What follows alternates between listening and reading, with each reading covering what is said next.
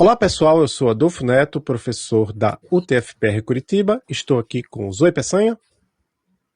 Olá, alquimistas.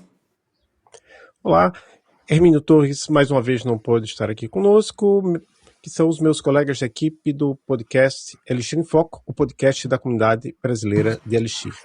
Então hoje estamos aqui com Juan Rivilhas, não sei se eu pronunciei corretamente o sobrenome, mas é engenheiro sênior de plataforma e trabalha com Elixir, sistemas distribuídos e AWS. Ultimamente tem desenvolvido produtos baseados em inteligência artificial, com foco em confiabilidade, custo e observabilidade. É organizador do Elixir BH de Belo Horizonte Meetup, que já teve 4 encontros nos últimos 12 meses. É uma boa média aí para os meetups de Elixir e Erlang do Brasil, inclusive com Paulo Valente e Adriano Santos, que ambos já estiveram aqui no podcast, e o Adriano foi quem indicou o nome do Juan. Tudo bem, Juan? Obrigado por ter aceitado participar deste episódio do Elixir em Foco. Muito obrigado, muito feliz de estar aqui, uma honra, na verdade, né? E por aqui tudo bem, muito obrigado. Mas só uma coisa, seu sobrenome, como é que pronuncia? Assim, tá aceitável, não tem problema. Rivídias é a pronúncia original, mas tá de bom tamanho. E é Juan, não é João? É Juan. Certo. Então, em primeiro lugar, a gente sempre gosta de saber como é que a pessoa se formou, chegou na carreira, conheceu a Elixir, desde quando trabalha com a linguagem. Conta pra gente um pouco da sua história. Perfeito. Não, eu tenho aí mais ou menos 13 anos de experiência na indústria de desenvolvimento, principalmente web. E eu conheci Elixir já tem 5 para 6 anos, eu acredito. Foi uma coisa por acaso, na verdade. Eu estava trabalhando num projeto dentro da AppQs e eles me deram a oportunidade de aprender Elixir e focar um pouco mais nessa área de back-end, porque originalmente eu tinha sido contratado como engenheiro full stack, e aí foi uma novidade enorme. Ali, tipo, todas as pessoas que trabalhavam comigo já tinham muito ou experiência com Elixir ou com Ruby, que eu acho que é um padrão, algo muito comum de se ver, alguém que vem de Ruby e evolui para Elixir. E aí, então, eu comecei a ter essa interação. Eu diria que 98% do back-end da AppQs é feito em Elixir, todos os sistemas, com exceção de um. Então, a cultura é muito forte lá dentro e me apaixonei completamente desde então. Mas antes de trabalhar na AppQs, até mesmo na AppQs, você trabalhava com o quê? Com que tecnologias? Antes disso, eu trabalhava com React e Node, principalmente, né? Ali eu estava tocando um projeto de refatoração de um microserviço que lidava com billing, né? Com faturamento, essas coisas.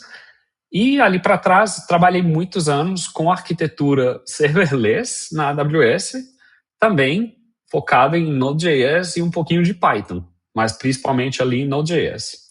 E lá no começo da minha carreira foi Java também, quase 5 anos. Então, assim, foi uma transição um pouco devagar, mas eu acho que quem eu conheço que mexe com Elixir fala assim, cheguei num ponto onde nunca mais quero sair daqui. Certo. E você estava contando antes de a gente começar a gravar que você é da Colômbia, né? Talvez Sim. Alguém já tenha percebido pelo seu sotaque, né? Natural, mas está muito bom o seu português, né? Isso não tem como negar. Mas você chegou a fazer alguma graduação lá na Colômbia ou fez aqui? Como é que foi esse processo?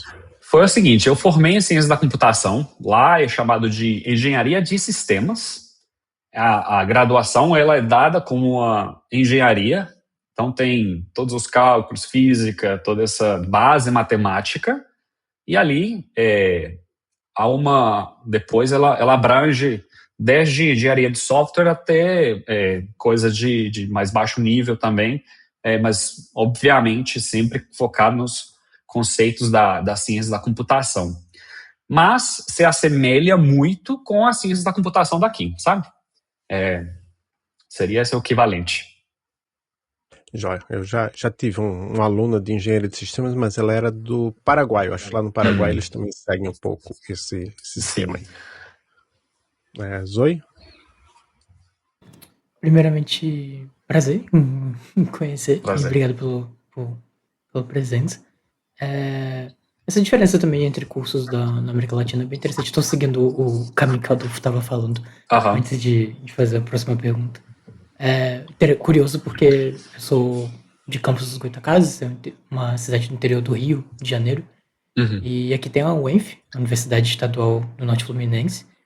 E, assim, todos os professores do curso de computação são estrangeiros de algum país da América Latina. Eu acho bem interessante essa troca entre similaridades, assim, entre o restante do continente. Enfim, era só um ponto curioso, assim.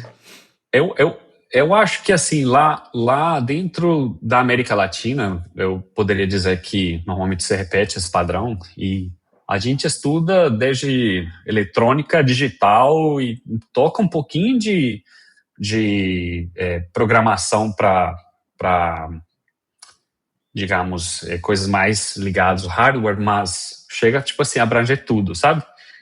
Quando a gente fala em sistemas, em engenharia de sistemas, aqui soa mais como sistemas embarcados, e não é o nosso caso engenharia assim. de software, né, como tem em outros cursos também. Sim, mas eu acho interessante, porque lá aqui não, afinal, no caso é o curso de ciências da computação, mas acaba tendo essa pegada mais genérica, assim, mais abrangente de tocar também em eletrônica, assim, pelo menos um pouco, assim.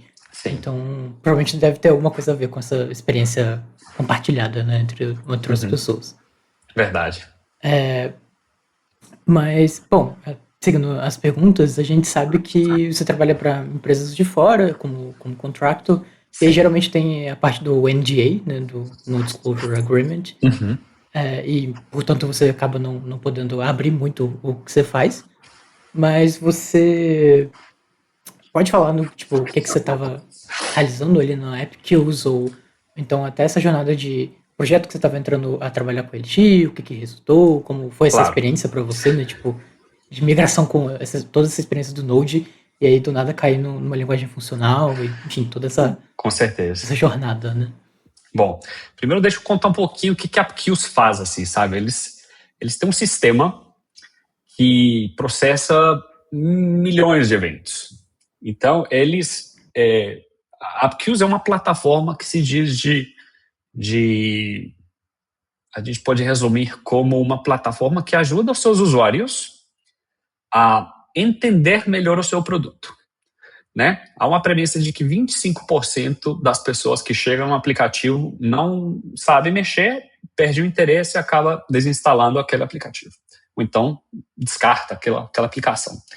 Então, eles têm uma plataforma de low-code que permite que times de marketing criem campanhas visuais com elementos que irão aparecer na sua aplicação, ou seja, é uma camada em cima do seu produto que é renderizada, baseada numa série de regras. Então, imagina que você abre o produto Uber e o time de marketing falou assim: todas as pessoas que são do Brasil, que fazem parte deste segmento, avalie se ela faz parte ou não e mostre para ele o modal. Então, você acaba direcionando o seu usuário tanto para ensinar como usar o seu produto e levar eles a converterem mais rápido, então subscrever, pagar uma subscrição, etc. Então, ele é uma plataforma que ela é no-code, você consegue criar o que eles chamam de journeys, que te levam a direcionar o seu usuário por um caminho que leve a converter, certo? Então, dentro desse sistema tem duas complexidades. Quando você chega na aplicação, essa avaliação ela precisa ser muito rápida. E tudo ali a gente trabalhava com toda uma pipeline de Kafka, emissão de eventos e um sistema que era chamado de sistema de qualificação. O sistema de qualificação ele era responsável por determinar se eu preciso ou não te mostrar alguma coisa de UI. Só que isso é configurável por um time de marketing que não entende código, ele vai lá, arrasta aqui num editor visual e aí você acaba vendo modal, alguma coisa piscando, então um boarding tour, etc. Certo? Então o sistema, assim, grosso modo é isso. E então, assim, aquilo precisava ser processado muito rápido e da mesma forma a gente guarda informação sobre essas interações do usuário. Eu faço uma analogia um pouco com o Google Analytics, não é a mesma coisa, mas a gente, de certa forma, registrava, clique aqui, abriu aqui, completou tal step, completou tal processo, e tudo aquilo era processado por uma pipeline de Kafka. E os sistemas que suportam todo esse produto, né? Então, ali existiam várias vertentes de Elixir. Algumas mais tradicionais, com Phoenix, outras a gente começou a adotar Absinthe e toda a questão de GraphQL para simplificar essa comunicação entre o front-end e o back-end. E aquela parte, digamos, mais robusta, que era assim, aquela frota de servidores gigantes processando o evento para ali e para lá e garantindo principalmente muita performance e tolerância a falhas de tal forma que a gente não perdesse nenhum evento de interação com o usuário. Dando uma olhada no site, né? Tem bastante, um site muito bom, né? Muito bonito, tem bastante informação aqui, estudos de caso, vou deixar aí na descrição. Isso. E aí, você nos disse também que o principal produto que você fez, que foi criado usando Elixir Live View, é o Momento.baby. Exato. Conta um pouco pra gente sobre esse produto, como ele foi criado, como ele usa Elixir Live View. Claro. Então, assim, ano passado, com toda esse boom da inteligência artificial, eu percebi que alguma coisa estava acontecendo, né? Já muitas pessoas, obviamente, vinham trabalhando com ferramentas de agentes, Cursor, Cloud, Copilot lá no começo, talvez uns 2 anos atrás, e eu me joguei de cara e eu falei assim, eu quero trazer todo esse poder da inteligência artificial com Elixir. E aquilo, digamos que foi um caminho que começou como brincadeira, com projetos que foram menores, e um desses projetos foi essa aplicação que hoje ela tá disponível na internet, que se chama Momento.baby. E acredito que, como grande parte dos solopreneurs, você começa resolvendo um problema pessoal, né? Eu tinha uma dificuldade porque eu tenho 2 meninos pequenininhos e aí toda vez que eu ia mostrar uma imagem, um vídeo deles, eu nunca achava. Assim, reunião familiar, que lá, eu falei, nossa, nunca achava. Aí eu decidi criar um sistema que é um mecanismo, um mecanismo de busca que funciona com imagens e com vídeos, utilizando o RAG como, digamos, ferramenta dentro dessa área de inteligência artificial.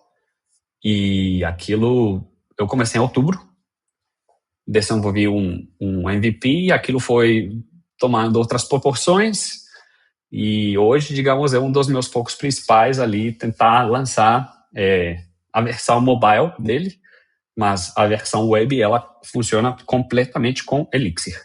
E para o front-end, eu utilizei Live View, porque casou muito perfeitamente com aquilo que eu estava construindo. Ano passado, não sei se vocês provavelmente lembrem, saiu um estudo, José Valim compartilhou, que foi um benchmarking de certas linguagens sendo avaliadas, um daqueles frameworks de métricas de LLMs, e Elixir, ele se deu muito bem na resolução de problemas através de LLMs. Então, assim, aquilo foi digamos, casar, assim, aquilo ficou na minha cabeça, a gente tem que estudar e ver como que aquilo funciona em um sistema de produção real. E tanto na Qsert também participei da utilização de inteligência artificial com Elixir e lancei esse produto em paralelo. E hoje eu acredito que os fundamentos que o Elixir traz e toda essa base que vem do Erlang, ela é um match perfeito com o que a gente precisa para rodar agentes em produção, que é resiliência, tolerância a falhas, eu poder ter um agente, que esses agentes, eles falham muito, gente. Eles são muito instáveis de certas formas, e ter esse mecanismo que eu possa ter um Game Server que ele tem seu próprio ciclo de vida, que eu controlo como que ele morre, posso levantar ele de novo, e ter um sistema ali tolerante a falhas. Isso foi muito importante, muito interessante. Então, assim, eu fiquei bem satisfeito com o resultado de ter utilizado a Elixir, que é uma linguagem que talvez não seja a primeira opção de uma pessoa que está querendo começar a mexer com inteligência artificial.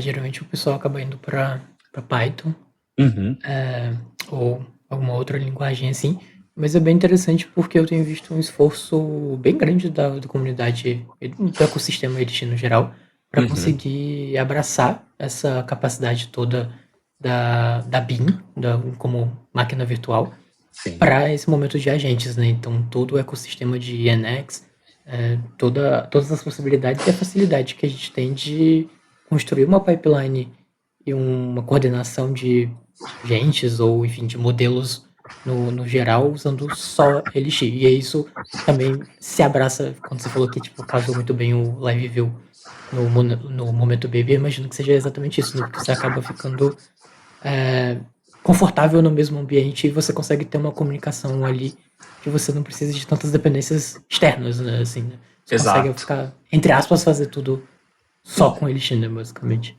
É que a sensação que dá é que você tem tudo na mão. Você só precisa construir aquilo. Sim, exatamente. O que traz a pergunta a seguir, que é também... Você tem uma palestra chamada a implementação de um RAG System usando Elixir. Eu acho que antes, além de perguntar de como foi essa experiência de fazer uma RAG em Elixir para você, que a gente meio que tá falando assim, legal, a gente tem tudo na mão, mas eu acho que um passo atrás seria, tipo, o que é uma RAG? Como fazer isso com Elixir? E depois eu queria trocar também, porque eu também tenho tido essa experiência nas minhas últimas 2 experiências profissionais, de montar uma RAG do zero com Elixir, uma pipeline de agente, um chat, e, enfim, eu acho que tem bastante coisa para destrinchar nesse assunto, assim. Claro. Bom, então, primeiro, eu falei do problema, né? Eu precisava de um motor de busca que funcionasse em conteúdo que não é texto originalmente, certo? Então, quando eu comecei a estudar, eu vi que RAG, ele para mim é um superpoder.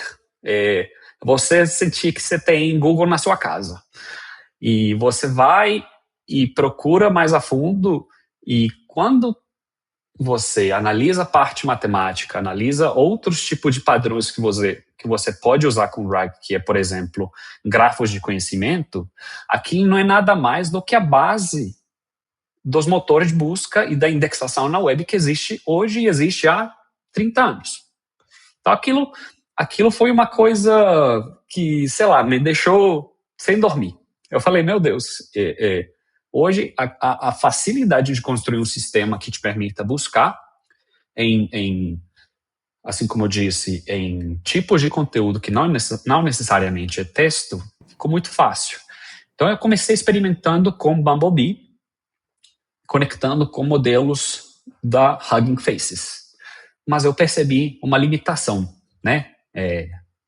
Eu queria rodar na minha máquina.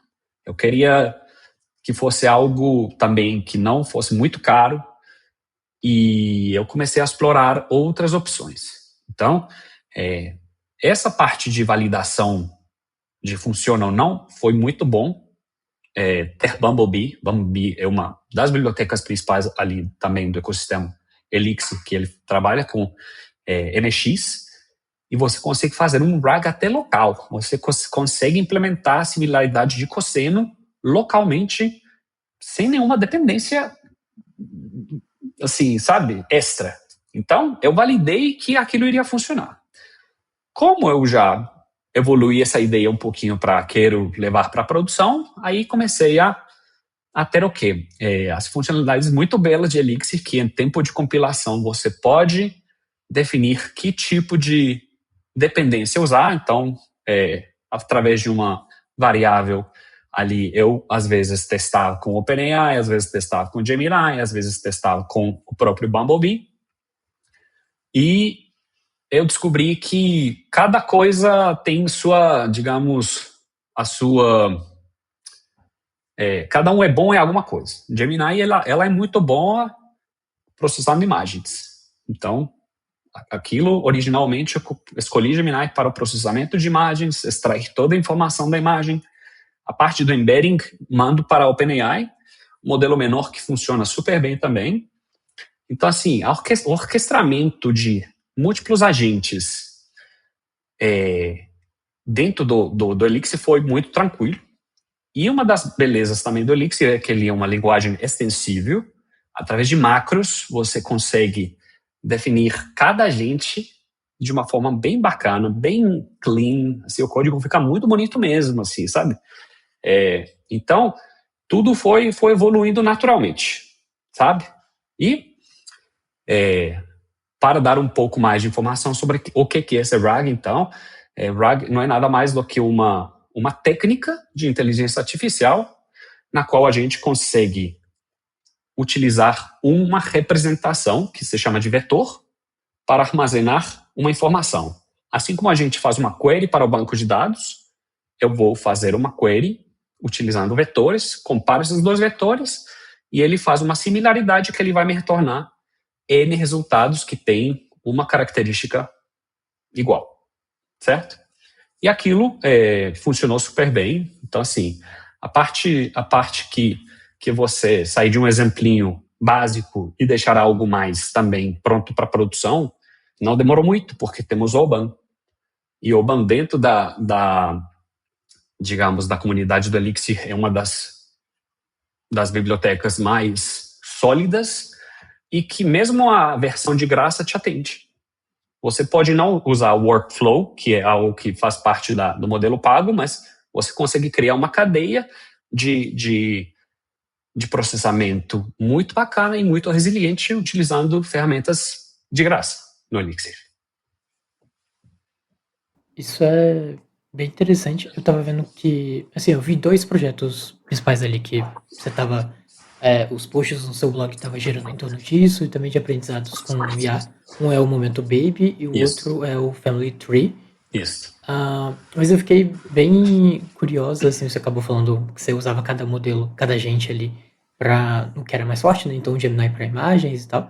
Mas fiquei curiosa em como foi montar essa RAG em conteúdo que não é texto, porque, enfim, a gente acabou falando de alguns assuntos assim. Você até falou sobre similaridade de vetor, explicando um pouco mais sobre RAG. E a ideia dos modelos, né, é exatamente essa: você separar no que a galera chama de chunks, né, que são pedaços semânticos de, geralmente, texto, né, para fazer os embeddings depois, que é, né, transformar esse conteúdo em vetores que vão ser usados para, por exemplo, para similaridade de cosseno, que é essa similaridade semântica entre será que isso aqui que eu estou vendo, qual a probabilidade disso aqui ser semanticamente parecido com o que você está comparando, né, com o que você está buscando. E aí, como é fazer esses embeddings assim, de imagens e até de vídeos? Tipo, você extraía o áudio ou... Enfim, então, assim, uma curiosidade. Sem problemas. Imagens, quando a gente trabalha com imagem, eu não vou indexar a imagem em si. O que eu faço primeiro é extrair a maior quantidade de informação que eu tenho daquela imagem. E como eu determinei um escopo onde provavelmente a probabilidade de eu estar lidando com imagens relacionadas a um ambiente familiar, a processos de crescimento de uma criança em diversos momentos, seja ela tá engatinhando, ela começou a andar, ela começou a falar, você tá entendendo? Então, tem ali um escopo que eu posso assumir que a foto está relacionada àquele contexto. Isso facilita muito as coisas. Porque, diferentemente de Google, que é um motor de busca que ele funciona genericamente para tudo, esse meu motor de busca, ele sabe que ele está lidando com imagens relacionadas a um contexto familiar. Então, depois que eu extraio toda essa informação, aquilo é um JSON, é uma informação estruturada, e o que eu faço embedding é disso, que é texto. Então, acaba sendo tipo um hack, mas o bonito daquilo é você poder orquestrar com diversas chamadas a diferentes modelos, mas no fim das contas, a indexação é do texto, e quando você faz a busca é texto também. Com vídeo não é nada de diferente. O que eu fiz com vídeo foi o seguinte, eu separei as camadas de imagem e de áudio. Um vídeo não é nada mais do que um collage gigante de imagens. Então, eu tiro os snapshots daquele vídeo, é como se você tirasse screenshots em vários momentos do vídeo, e quando você manda todas as imagens para o modelo, ele também consegue te retornar e entender, inferir, baseado naquilo que ele está vendo, o que aconteceu naquele vídeo. Então, assim, obviamente,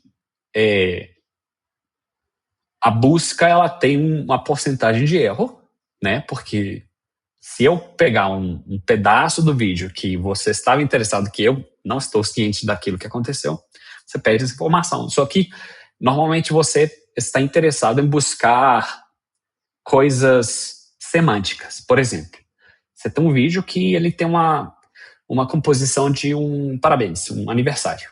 Então, assim, aquilo é algo que ele vai se repetir ao longo do vídeo, provavelmente. Vai ter elementos visuais que vão te permitir, tem um bolo, tem uns balões, tem gente, sei lá, batendo palma. Então, todas essas coisas te permitem criar um contexto semântico daquela imagem e daquele vídeo. E a estrutura que um JSON, no fim das contas, daquela pipeline, ela te entrega um JSON que é aquilo que eu faço embedding.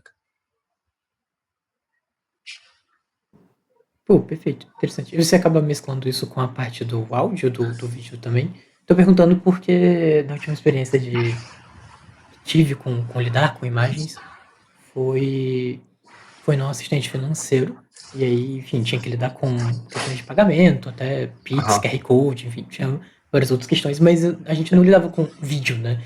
E aí, ok, a partir de imagens eu consigo pensar assim, tipo, beleza, snapshots, tirava ali, mandava, gerava os embeddings a partir dessa parte estruturada das imagens. Mas você também fazia essa tradução do texto para, quer dizer, áudio para texto, ou, enfim, isso era uma coisa à parte, né? E aí eu imagino que esse juntar todos os snapshots mais os embeddings de áudio possa ter sido um certo desafio, assim, de como fazer isso, né? De como coordenar isso tudo, né? Para um vídeo só, né? Sim. Enfim. Mas aí acontece, tipo assim, eu acabei fazendo várias otimizações. Por exemplo, um experimento que eu fiz foi qual que é o tamanho mínimo que eu posso reduzir a imagem de tal forma que eu não perca o contexto dela, mas ainda eu consiga extrair todas as informações que eu quero. E experimentando foi algo extremamente empírico. 124 pixels era o mínimo que uma imagem te entregava algo útil, sabe? Abaixo dali você perdia já muito contexto, muita informação. Eu acabei escolhendo thumbnails de 300 por 300 pixels para não ser trabalhar, sei lá, tão abaixo do esperado, mas assim, são ideias que reduziram também muito o custo, porque aí na hora que eu vou mandar para processamento uma dessas imagens, eu estou trabalhando com imagens muito pequenininhas e reduz muito meu custo também. Perfeito. Bom, uma outra palestra que você chegou a ministrar foi o poder da composição. Sim. Como usar a composição para implementar camadas de dados usando o Ecto. E aí, como você diria que isso reflete assim nas suas experiências profissionais ou nos projetos pessoais, assim, que tem tem algum projeto que você fala, fiz isso aqui desse jeito e me ajudou muito. Sim. Ou foi melhor pro time, algo assim. Claro. Teve um projeto em particular que eu trabalhei que foi uma migração de Snowflake para ClickHouse. Eles são bancos de dados analíticos e o poder deles são armazenar grandes massas de dados e de certa forma, assim, eficientemente, certo? E ali, eu diria que quando eu trabalhei com outras linguagens de programação, sempre que você tem aquele query builder, eles acabam sendo super ineficientes, porque eles fazem algo para facilitar essa abstração para o desenvolvedor, eles tornam a query mais ineficiente, ou então, assim, muito limitados. Quando eu vim trabalhar com Ecto, dado que Elixir é uma linguagem funcional e composição é um dos pilares da linguagem, trabalhar para a produção de queries complexas foi uma experiência desafiadora, mas muito positiva. Então, por exemplo, tinha um case em particular, gente, que era assim, meu Deus, eu diria que vem de um pedido de produto que não deveria existir, mas tinha que implementar aquilo. E aí era uma tabela, pensa numa tabela, ela pode ter qualquer número de colunas que você escolhe quais são essas colunas e você pode fazer sorte por qualquer uma delas. Isso, quando a gente fala de analytics, é um tiro no pé. Por quê? Porque você não consegue predizer os índices. Na verdade, dado que qualquer coisa pode ser uma coluna, então não tem como você preparar os seus bancos de dados para serem mais eficientes, certo? E com o Ecto foi assim, fundamental para o sucesso, porque o que ele não te entrega, as macros te entregam. Então, assim, você consegue criar suas próprias macros para queries que são um pouco mais complexas e, no fim das contas, você deixa a sua camada de dados legível, primeiro. E segundo, esse conceito de fragmentos, que é onde você pode também usar algo nativo daquele banco de dados com o qual você está trabalhando, que seria o último recurso quando você fala assim, não consegui fazer de jeito nenhum, mas para query complexas, aquilo foi assim, muito, muito, muito bom. E outra, é super testável, que é digamos, para mim, é fundamental quando você escreve um código é que ele seja testável, de uma forma fácil. Então, assim, casei composição com essa testabilidade, foi um sucesso, digamos, esse projeto, por causa do Ecto, eu diria. Muito bom. E você tem um blog, né? Até deixar o link do blog lá na descrição. Sim. E você tem lá um post chamado As especificações são o melhor prompt. Um modelo prático de especificações que faz com que os agentes de programação de IA trabalhem com menos suposições. Se não me engano, está em inglês, né? Eu acho que eu traduzi esse título. Sim. E lá você fala sobre Spec Driven Development, né? SDD. Aí conta pra gente o que é esse SDD e sua experiência com ele e o uso de IA. Claro. Bom, eu acho que aqui a gente pode falar de duas vertentes. Uma que é mais seguindo o livro, e hoje existem frameworks para você usar SDD ao pé da letra, digamos assim, sabe? Não é o caso que eu gosto de seguir. Quando eu digo que prompts specs são os melhores prompts, eu quero dizer o seguinte, eu percebi que parte do trabalho nos times de desenvolvimento de software, eles são focados em escrever o que você tem que fazer como desenvolvedor. E a gente já tinha uma linguagem, que é o Scrum. Dado tal cenário, eu quero para quê? Não é exatamente essas palavras, mas assim, mais ou menos isso. Então, quando eu tive essa realização, na verdade, eu nem sabia o que era SDD. E aí, quando eu fui pesquisar, eu vi que Martin Fowler já tinha definido isso há muitos anos. e era algo que as pessoas já estavam utilizando. Então, assim, quando eu comecei a trabalhar nessa parte de IA, eu comecei a testar templates que descrevem uma tarefa e comecei a avaliar o resultado. E eu percebi que utilizar essa linguagem que a gente já usava, no meu time pelo menos, né, teve resultados muito melhores do que você sair descrevendo de qualquer forma para a LLM o que ela tem que fazer. Então, eu acho que vale muito a pena você, dentro daquele contexto do seu projeto, você tentar definir um template de um pedido, porque assim, hoje IA está aqui dentro da gente, dentro dos times, todo mundo está querendo adotar IA para ter, ou sei lá, ganhos de performance, ou então trazer funcionalidades mais flexíveis para o usuário final.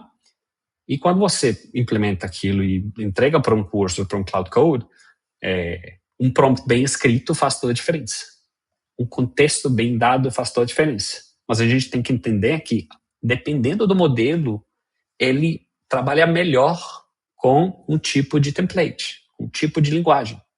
Existem modelos que gostam de utilizar algo do tipo XML, abre brackets, né, maior que, menor que. Outros aceitam uma linguagem um pouco mais natural, mas se você cria um template que esteja alinhado com a lógica do seu negócio, eu acho que pode trazer muitos benefícios. E foi o que, pelo menos, foi a minha experiência. Jóia. Então, a gente já falou bastante de IA até nesse episódio, né? Mas é um tema da moda. Eu gostaria de saber um pouco aí suas impressões sobre esse uso de IA, mais especificamente LLMs, né? E, claro, os LLMs no desenvolvimento de software não trabalham sozinhos, né? Você tem os harnesses que direcionam a geração do código. Mas, enfim, qual é a sua impressão, né? Veja, não estou pedindo nada científico de você, mas qual a sua impressão? Você acha que aumenta a sua produtividade? E uma coisa que as pessoas reclamam é que, estou desaprendendo a fazer as tarefas que antes fazia. O que é que você sente em relação a essas duas questões, produtividade e o desaprendizado? Eu acho que é uma ferramenta perigosa para quem está começando, sabe?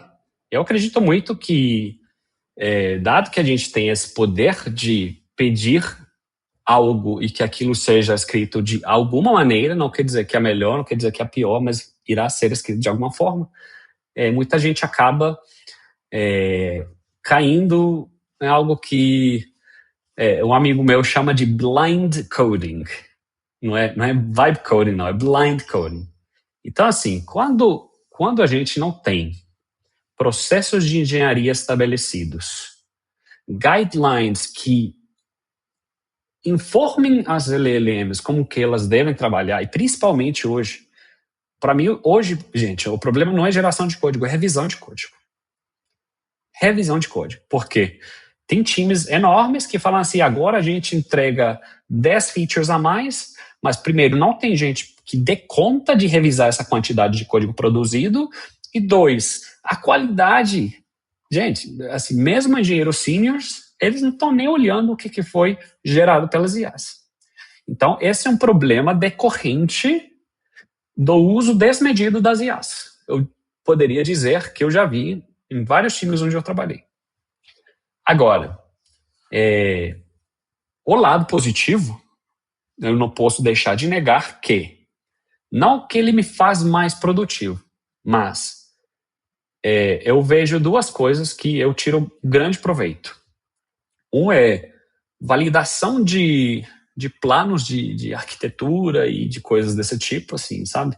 Você tem um agente para você primeiro trocar uma ideia. Não quer dizer que aquilo vai ser certo ou não, mas acho que é um ponto de partida que Essa semana, por exemplo, eu precisei fazer várias propostas técnicas e antes de eu mandar para o meu time, eu tenho alguém para conversar e debater uma solução. E 2, eu diria que eu tiro mais proveito na geração de testes no que da escrita do código em si.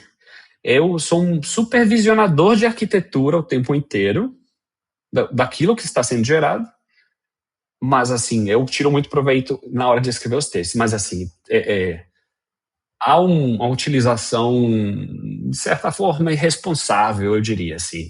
Acredito muito no poder, vejo muito proveito, mas a gente tem que ter umas rédeas um pouco mais fortes, diria eu, não sei. Eu só fiquei sentindo que faltou você falar sobre a questão do desaprendizado, porque você sente isso ou não? Assim, tem coisas que antigamente você digitava o código, agora você, por estar gerando, mesmo que você tenha que revisar, mas se você está gerando, você sente que você não saberia mais fazer sem a ferramenta? Eu não acho que é desaprendizado, eu acho que é uma questão até neurológica, sabe? Você se acostuma tanto com um processo. Eu diria que eu tenho feito um esforço enorme, e até às vezes a gente brinca, não, hoje eu vou fazer as coisas porque tem muita coisa aqui que esse negócio gerou para mim e eu preciso ainda ficar treinado, assim. Mas não é que você desaprendeu, é que você colocou aquilo num plano B, eu diria assim. Então, eu acho que a mente fica mais preguiçosa, de certa forma, sabe? A mente fica mais preguiçosa. Mas é aí onde eu trago esse ponto de atenção. A gente tem que ter muito cuidado mesmo. A gente precisa avaliar muito a forma como a gente pede as coisas e a forma como a gente revisa aquilo que foi gerado. Porque uma coisa é você dizer, cria um sistema ABC, e outra coisa é você dar diretrizes, você já ter instruções ali no seu projeto, sejam skills, sejam configuração do seu agente. Hoje, Phoenix, por exemplo, ele já vem ali direto com a informação dos agentes, mas é tomar muito cuidado. Aqui no ecossistema Elixir, por exemplo, Tidewave, que tem se tornado tão popular dentro do nosso ecossistema, até porque o José Valim ele está, digamos, liderando esse projeto, para mim é uma ótima ferramenta para debugar. Isso aqui está errado, me ajude a achar o problema. Mas algo que eu acho que não podemos deixar acontecer e não podemos deixar esse supervisionamento humano. Para mim não existe um processo de engenharia de software onde a gente não esteja ali como revisor.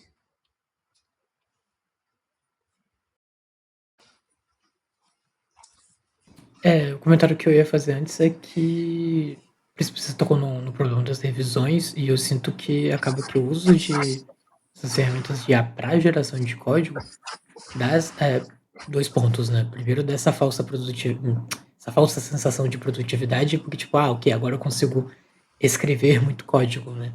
Mas o ponto principal que eu entendo é que engenharia de software e, enfim, programação no geral não é só escrever código, né? Mas saber como aquilo está afetando o restante do projeto, como que você vai entregar isso, e o principal, claro, como você falou, revisão. E aí eu sinto que as ferramentas de IA acabaram escalando em níveis muito astronômicos, assim, problemas que já existiam. Então, problemas de revisão, pelo menos eu sinto na minha experiência, que sempre foi uma coisa constante, assim, de tipo, a gente está entregando muito código, mas não tem quantidade de pessoas suficiente para revisar, ou então a gente acaba se embolando muito com prioridades de outros projetos dentro de uma empresa, por exemplo. E aí, com o poder de geração, de escrita de código aumentando enormemente, o processo de revisão também acaba se complexificando e ficando derivando também essas consequências num nível maior. E aí acaba surgindo outras tentativas, tipo, revisão por IA. Mas aí acaba que você perde esse tracking, tipo, aí você tem que treinar outro modelo para revisar o que foi gerado e você acaba perdendo um pouco é muito fácil acabar perdendo o controle, né? É óbvio, Sim. existem técnicas de controle de você ainda ter essa proximidade com o que você está escrevendo ou o que está sendo escrito, né? Ou que você está sendo revisado de fato, né? Mas eu acho interessante como assim, as questões que a gente já tinha na engenharia de software acabaram se amplificando num nível estratosférico muito rápido. Assim, tipo, do dia pra noite, tudo ficou muito, né? E aí é muita informação, tanto gerada, quanto escrita. Veja bem. E isso é bem interessante, né? 10 anos atrás, qual que era o nosso problema? As pessoas copiavam e colavam exatamente as soluções do Stack Overflow, não era? Só que agora não é a função, agora é o sistema. Copiar e colar o sistema inteiro. Então, acho que o problema a escala e o risco é muito maior, gente, muito maior. Eu ainda não entendo essa tendência da indústria. Para mim, eu nem vejo como algo sustentável.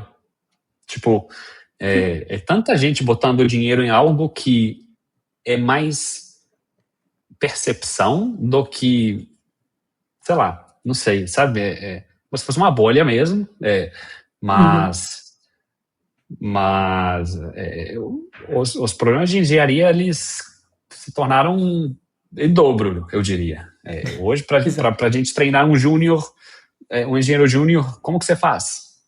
Eu só vou te dar uma subscrição de cloud, não é bem assim, sabe? Eu lembro que os processos de treinamento e aquilo que você aprendia com os engenheiros sênior era muito dessa troca de experiência, de você errar e receber um feedback dentro do seu pull request, de que existe uma forma melhor de criar isso ou implementar aquilo. Então, assim, há ainda muitos incógnitos e poucas respostas de qual será esse impacto daqui a 10 anos na qualidade da indústria e dos engenheiros que irão se formar nesse processo.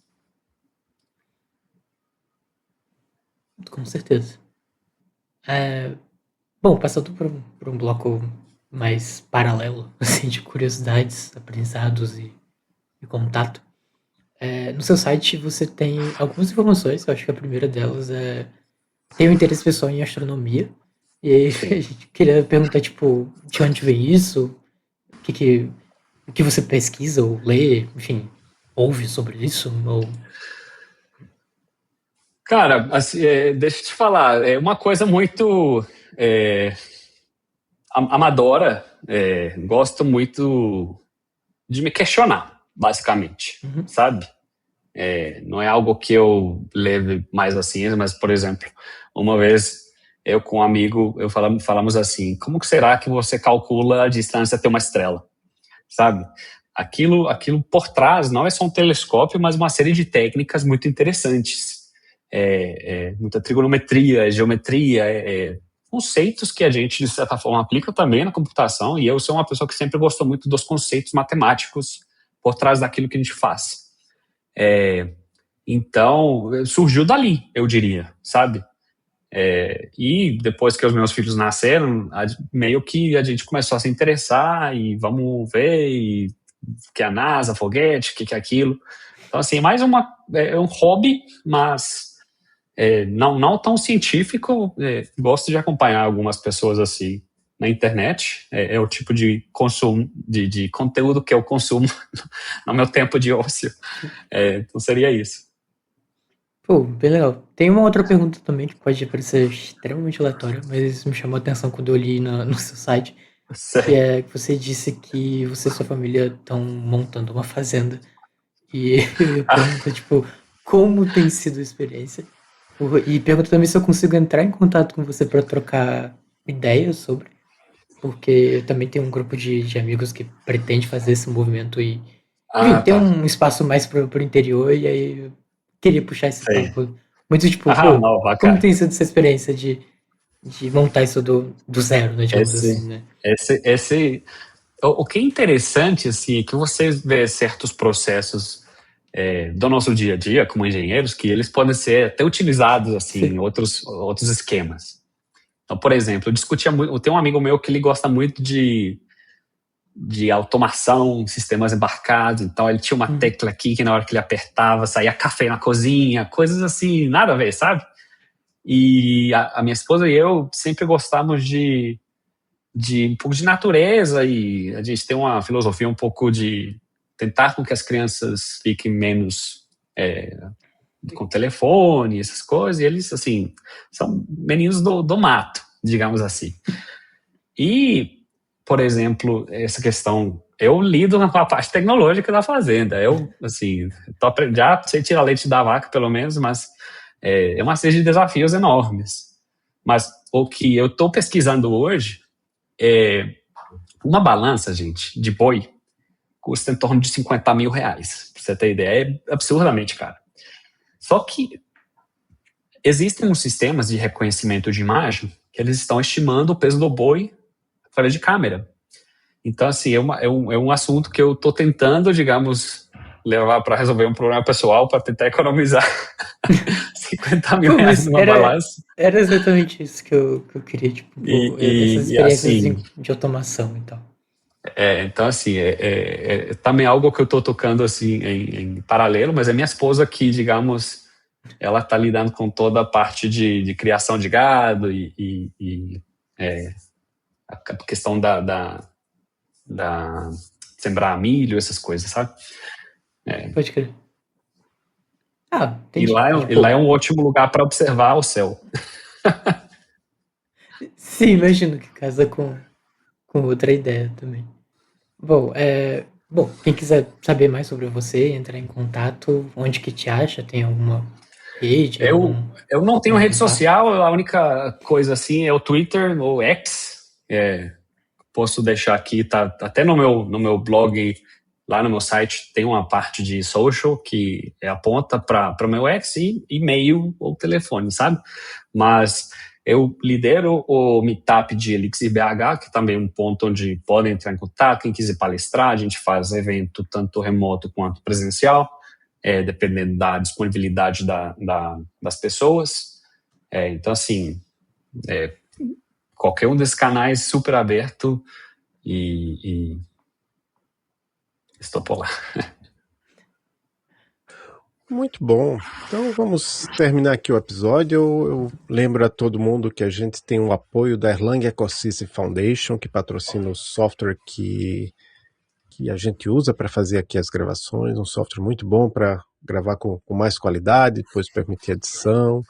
E a gente acabou de ter uma votação, acho que no dia que a gente está gravando, 18 de maio, faz alguns poucos dias que a gente teve uma votação para o board lá da Erlang Ecosystem Foundation. Não vi qual foi o resultado ainda, mas tinha candidatos ótimos lá. Até assim, infelizmente você só pode votar em 4, mas tinha ótimas pessoas. Qualquer pessoa pode participar da Erlang Ecosystem Foundation.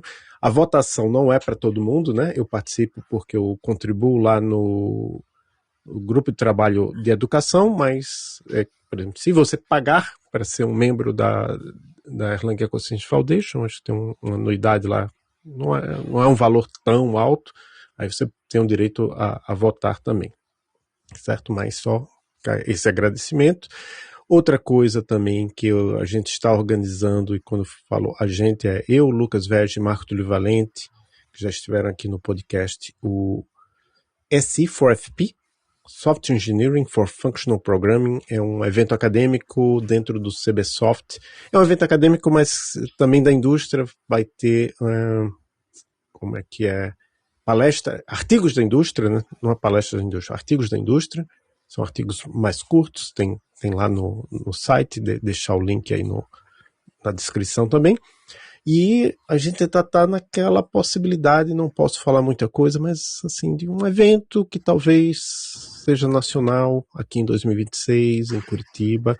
Se que tiver novidades, eu falo para todo mundo, até para fazer um call for talks, para as pessoas vierem para aqui, para Curitiba, para palestrar. Juan, muito obrigado por participar do Elixir em Foco. Você quer deixar uma mensagem final para a comunidade brasileira ou falante de português de Elixir? A única coisa que eu encorajo as pessoas é continuarem com a linguagem. Eu sei que não é a linguagem mais fácil de achar emprego, e isso é um ponto, às vezes, frustrante, mas nunca desistam, que vale muito a pena ter essa experiência de trabalhar no dia a dia com o Elixir. É verdade, essa questão de emprego é um problema, mas é interessante que de vez em quando me procuram para oferecer alguma vaga, não sei se é uma vaga séria, quer dizer, eu sei que é séria, mas é de Erlang. Essa aqui, a pessoa realmente quer que eu trabalhe com ela, mas com Erlang eu disse, não sei se eu consigo, mas LX já aconteceu alguma coisa assim, aí eu geralmente quando isso acontece eu encaminho para alguém, pessoas que eu conheço que estão precisando. Mas fica também aí, obrigado por lembrar disso. Se alguém quiser anunciar vaga aqui de graça no Elixir em Foco, pode falar, a gente posta lá nas redes sociais. Eu ultimamente não estou com a conta do Elixir em Foco nas redes sociais, então quem quiser saber as novidades vai ter que me seguir mesmo. A minha rede favorita hoje em dia, eu meio que abandonei o X, eu estou mais no Blue Sky, lá eu estou como adolfont.github.io. Estou também lá no Mastodon, porque no Mastodon é adolfoneto@berta.th.social. Enfim, aí de vez em quando eu posto. Hoje mesmo eu postei algumas novidades de Elixir, alguns posts criticando IA, né? Quem me segue lá sabe. A gente tem também o grupo no Telegram, né? Que é bem legal, bem animado, o grupo de Elixir lá no Telegram. E tem o Elixir Off Topic. Enfim. Um grande abraço, Juan. Abraço a todos. Obrigado mais uma vez, aí pela parceria. Tchau, tchau. E a todas as pessoas que nos escutam, até o próximo episódio do Elixir em Foco.